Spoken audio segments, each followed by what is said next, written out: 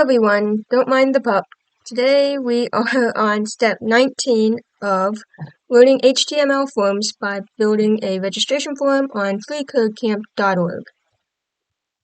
So specifying the type attribute of a form element is important for the browser to know what kind of data it should expect. If the type is not specified, the browser will default to text. Give the first two input elements a type attribute of text, and the third of email, and the fourth a type of password. Okay, so those two inputs right here, we're going to give it a type equals text, that, and we'll do that for this one. Type equals text. And then for the third one, we're going to give it a type of email right here. Type equals email.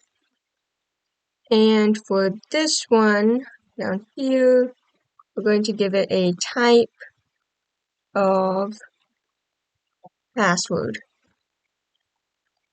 like that. And